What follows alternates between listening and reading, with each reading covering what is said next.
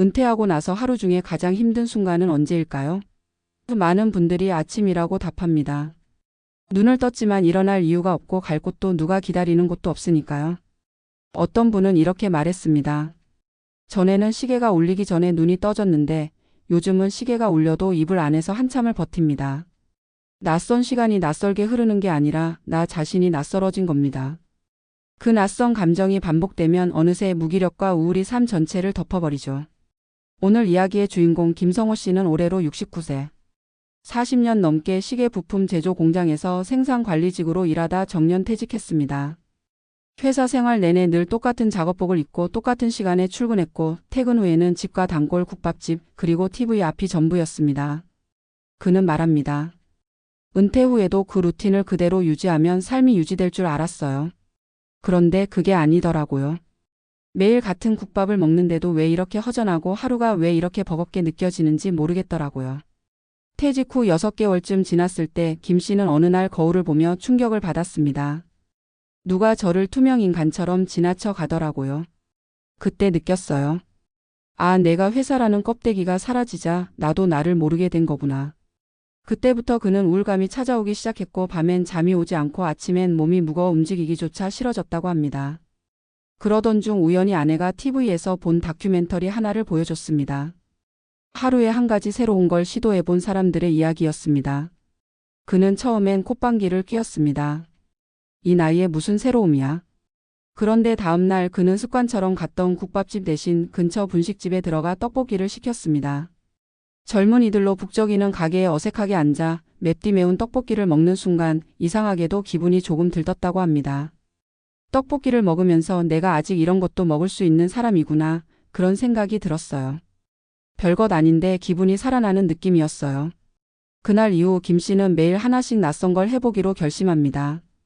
편의점에서 안 사보던 음료 하나를 고르고 가보지 않던 동네 도서관에 들어가고 지나가던 길고양이에게 말을 걸고 스마트폰으로 처음 영화를 예매해보고 구청 강좌에 접수해보고 낯선 곳에서 낯선 사람과 대화하는 일은 그에겐 여전히 낯설고 긴장되는 일이지만 그는 말합니다. 그 낯선 게 제 삶에 색깔을 넣더라고요. 회색이었던 하루가 아주 옅은 연두빛으로 변하는 느낌이랄까요? 그가 가장 기억에 남는 시도는 카페에 혼자 가서 커피를 마시는 일이었다고 합니다.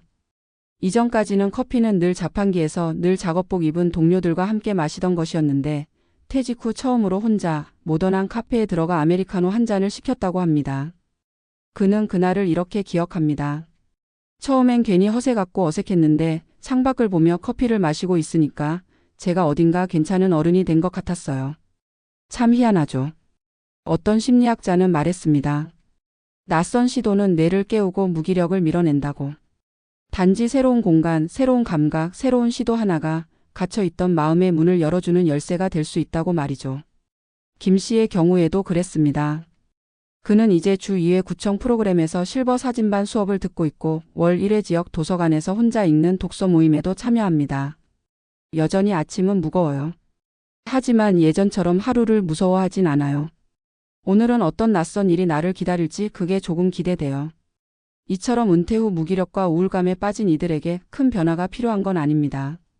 거창한 계획도 대단한 용기도 필요하지 않습니다. 단지 하루에 하나 평소 안 하던 걸 시도해 보는 것. 그 하나가 삶의 방향을 조금씩 바꾸기 시작합니다. 익숙함이라는 테두리에서 벗어나 아주 작은 낯설음을 허락하는 것. 그것이 멈춰버린 인생의 시계바늘을 다시 움직이게 합니다. 마지막으로 김 씨는 이렇게 말했습니다. 낯선 걸 하면 낯설던 나와 친해지는 것 같아요. 그리고 그게 은퇴 후 진짜 나를 다시 찾는 길인 것 같아요. 하루에 하나씩 작고 낯선 일을 해보세요. 그것이 곧 새로운 나를 향한 첫걸음이 될 수 있습니다. 낯설면 두렵지만 그 낯섦 속에 인생의 반전이 숨어 있을지도 모릅니다. 오늘 하루 무엇을 해보시겠습니까? 은퇴 후 무기력이라는 단어는 많은 이들에게 너무나 익숙해진 표현이 되었다. 오랜 직장 생활을 끝내고 맞이한 시간은 처음엔 해방처럼 느껴지지만 며칠 몇 달이 지나면 그 자유는 불안과 공허로 변한다. 아침에 눈을 떠도 일어나야 할 이유가 없고 누가 기다리는 곳도 없다. 계획은 있지만 실행은 미뤄지고 시간이 많다는 사실 자체가 오히려 사람을 무기력하게 만든다. 그렇게 시간은 무색하게 흐르고 스스로를 향한 실망과 자책이 차곡차곡 쌓여간다. 문제는 그것이 개인의 의지 부족이 아니라는 데 있다. 오히려 성실하게 살아왔던 이들일수록 무기력은 깊고 은밀하게 파고든다. 무엇을 해야 할지 모르겠고 어떻게 시작해야 할지 막막하다. 그럴 때 필요한 건 큰 결심도 완벽한 계획도 아니다. 단지 하루하나라는 작고 단순한 원칙 하나일 뿐이다. 하루하나 낯선 것이라는 실천은 어쩌면 가장 단순한 방법이다. 하지만 그 효과는 생각보다 크다. 뇌는 새로운 자극을 받을 때 활발하게 작동한다.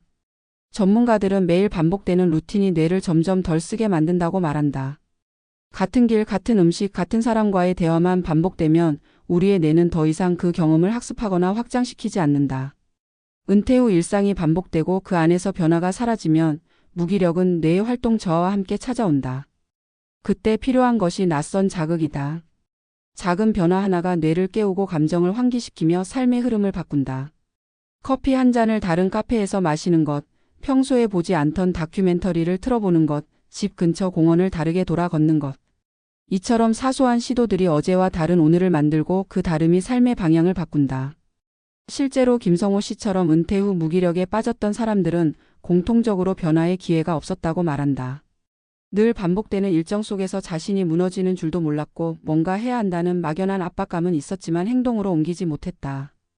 그런데 하루에 하나 아무 의미 없어 보이는 일을 시도하면서 그들의 삶은 다시 조금씩 움직이기 시작했다.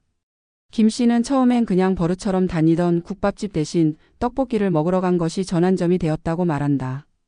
거기서 그는 젊은이들과 어울린 것도 특별한 무언가를 배운 것도 아니다. 단지 자신이 새로운 공간에 들어가 낯선 메뉴를 시도하고 그 안에서 생긴 작은 감정의 파동을 느꼈다는 점이 중요했다. 익숙한 궤도에서 벗어난 감정은 자극이 되고 그 자극이 다음 행동을 낳는다. 그렇게 행동이 이어지면 삶은 서서히 방향을 틀기 시작한다. 이러한 변화는 심리적인 회복뿐만 아니라 사회적 관계의 회복으로도 이어진다. 김 씨는 처음엔 외출 자체가 부담스러웠다고 고백했다. 사람 많은 곳에서 혼자라는 느낌이 들까봐 두려웠고 아는 사람을 우연히 만나 민망한 상황이 될까봐 망설였다. 하지만 일단 한번 밖으로 나가고 한번 낯선 곳에 들어가고 한번 누군가에게 말을 걸어보니 그 모든 두려움이 조금씩 희미해졌다. 그 작은 대화 하나가 그날의 가장 인상적인 장면이 되기도 했고 전에는 보지 못하던 풍경이 보이기도 했다. 그는 혼자만의 세계에서 세상과 연결된 사람으로 천천히 돌아오고 있었다. 이렇듯 사회적 고립에서 벗어나는 것도 거창한 인간관계가 아니라 하루 한 번 낯선 만남으로부터 시작될 수 있다. 심리 전문가들은 이런 일상 속 작은 실험들이 자기 효능감을 높인다고 분석한다.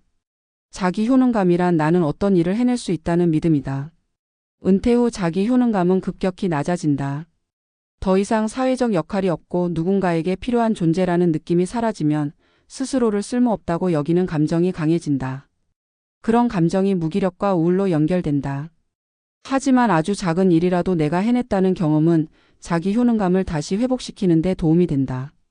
떡볶이를 혼자 먹었다는 것, 도서관에서 책 한 권을 빌렸다는 것, 유튜브에 댓글 하나를 달았다는 것도 그날의 자기 효능감을 살려주는 활동이 될 수 있다.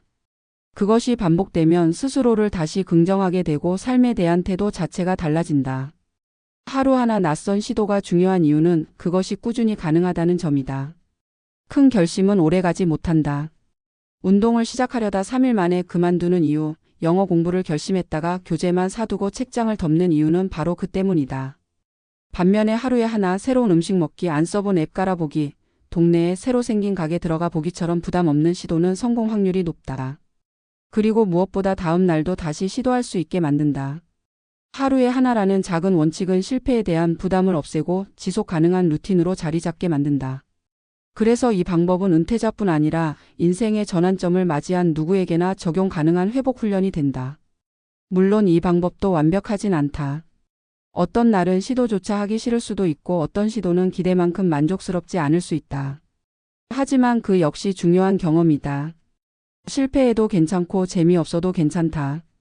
중요한 것은 그날 하루를 과거의 반복으로 흘려보내지 않았다는 점이다. 변화는 위대한 결과가 아니라 의미 있는 과정에서 온다. 그 과정 속에서 우리는 다시 자기 삶의 주인이 된다. 김 씨는 지금도 하루하나 낯선 시도를 이어가고 있다. 요즘은 혼자서 지하철을 타고 낯선 동네에 내려 아무 카페나 들어가 보는 걸 좋아한다고 한다. 한 번은 동네 중학생들과 같은 테이블에 앉게 되었는데 그들과 자연스럽게 몇 마디 나눈 대화가 그날 하루를 특별하게 만들었다고 했다. 처음엔 그 애들이 저를 신기하게 쳐다보더라고요. 그런데 나중엔 저도 그들의 말투가 신기했어요. 그렇게 세상은 점점 다시 가까워지더라고요.